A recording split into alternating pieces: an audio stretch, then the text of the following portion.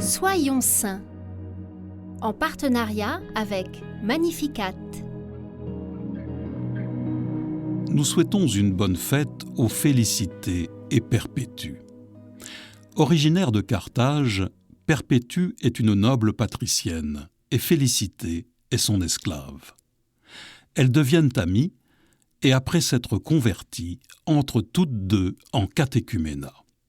Perpétue a alors un enfant qu'elle allait encore et Félicité est enceinte.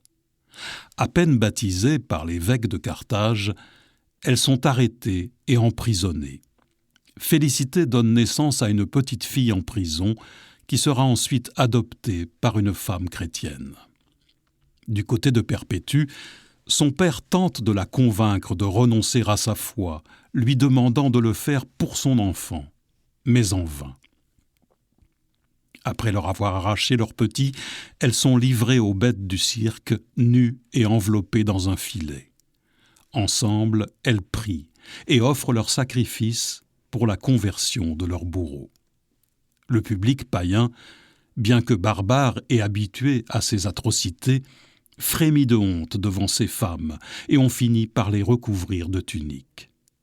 Après avoir été projetées en l'air par les fauves, elles se relèvent, se tiennent par le bras et s'avancent tête haute, paisibles et rayonnantes.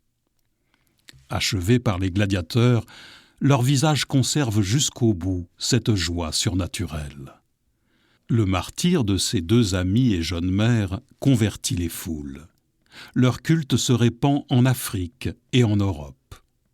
Félicité signifie joie intérieure profonde et Perpétue veut dire indéfiniment.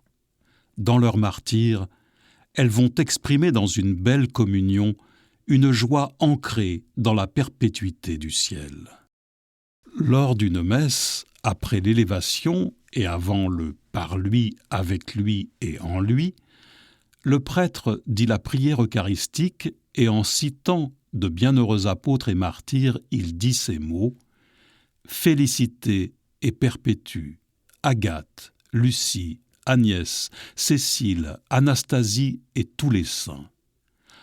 Accueille-nous dans leur compagnie, sans nous juger sur le mérite, mais en accordant ton pardon par Jésus-Christ notre Seigneur. »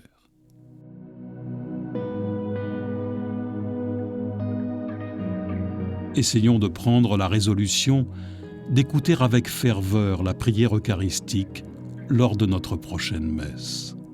Demandons au Seigneur de nous aider à mieux entrer dans le mystère de son Eucharistie à la suite des saintes Félicité et Perpétue.